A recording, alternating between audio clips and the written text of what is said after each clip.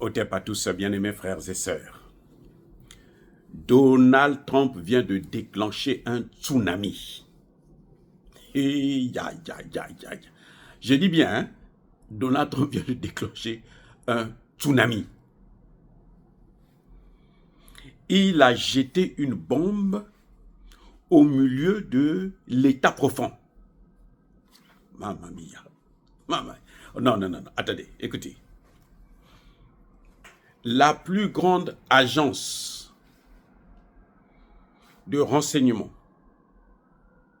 de manipulation, de fabrication de maladies, de vaccins, faux vaccins bien sûr, de coups d'État aux États-Unis.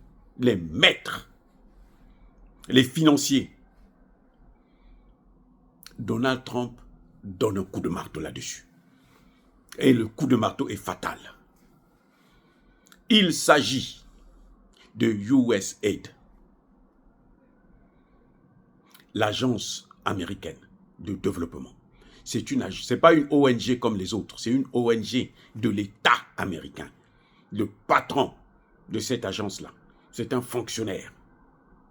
Il est nommé par le président américain en personne, comme si on nommait un premier ministre, ou comme si on nommait un ministre. Il va passer par la chambre du Sénat pour aller défendre sa thèse. Quelle est la politique qu'il va mener pour les États-Unis d'Amérique. Depuis avant-hier, le 2 février 2025, tous les agents, les fonctionnaires de cette agence fédérale des États-Unis avaient reçu une lettre qui les interdisait de venir au travail.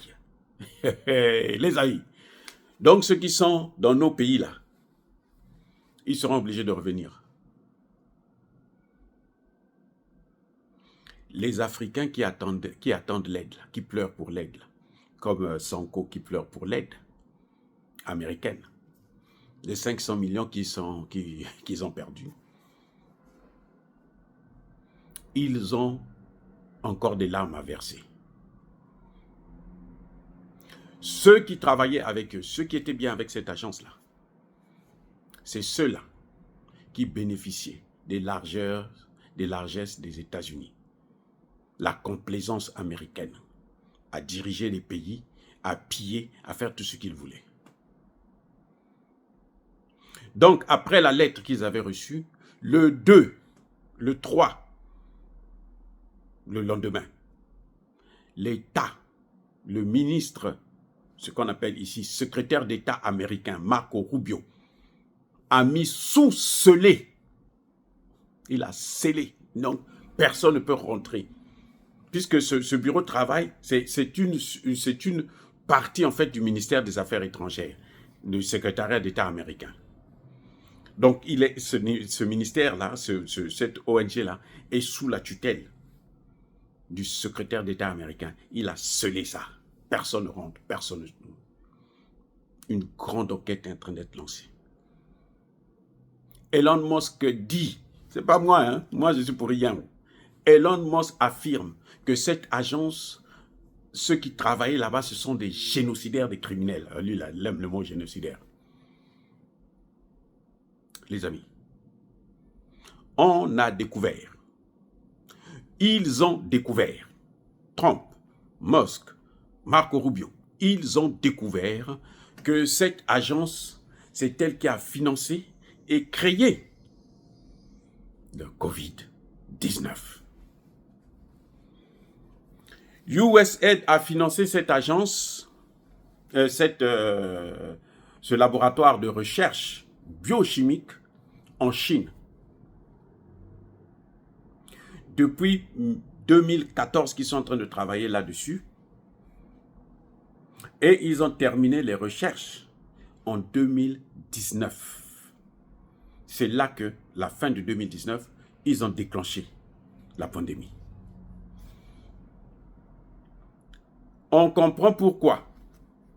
Quand Joe Biden a gracié son fameux Fauci, le docteur Fauci, c'est même pas si le docteur, je pense que c'est un petit bandit, un voyou, un criminel seulement, c'est tout, bon, qui était à la Maison Blanche, et puis bon, ben, il faisait ce qu'il voulait. Donc, on l'a gracié depuis 2014 jusqu'à aujourd'hui. Mais j'ai l'impression que Donald Trump va lever cette grâce pour chercher à le poursuivre. Eh oui, les amis, c'est une bombe. Les Américains découvrent maintenant ce que nous disions depuis très longtemps et on a eu des problèmes là-dessus. Ma chaîne a été fermée à cause de ça. Parce que j'avais parlé de la question. Et donc maintenant, les Américains eux-mêmes se disent, mais oh, mais on nous a, mais comment ils nous ont empoisonnés? Parce qu'il y a eu plus d'1 million de morts ici aux États-Unis. Vous savez ça, non? Plus d'1 million de morts aux États-Unis.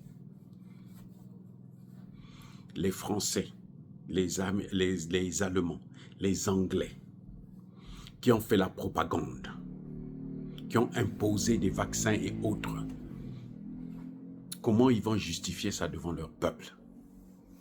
Les dirigeants africains pourris, incompétents, vauriens, manipulés et manipulables, qui se baissent tout le temps parce qu'on leur a dit on va vous donner 1 milliard pour traiter la question. Donc chacun aura 2 milliards, 2 millions ou 100 millions et tout machin, 10 millions. Ils ont empoisonné leur population. Les amis, c'est grave ce qui est en train de se passer actuellement aux États-Unis.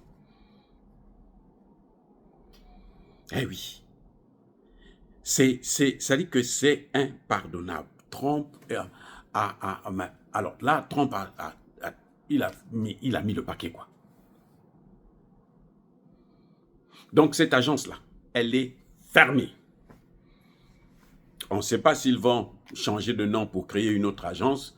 Ça, je n'en sais rien. Mais en tout cas, tel que ça se trouve là, USAID, c'est clair qu'il ne devait plus exister. Et USAID travaille avec les services de renseignement, avec la CIA. Donc, on est en train de toucher. Je ne sais pas jusqu'où Trump va partir, jusqu'où il ira, mais en tout cas, là, ce qu'il a fait déjà là, c'est un gros morceau. On peut le critiquer sur tout, mais sur ça là, il y a un problème. C'est pour ça que Trump, le premier jour qu'il a prêté serment, il a décidé de sortir de l'OMS parce que l'OMS a fait la publicité de quelque chose qu'il devrait savoir que ça a été fabriqué dans un laboratoire.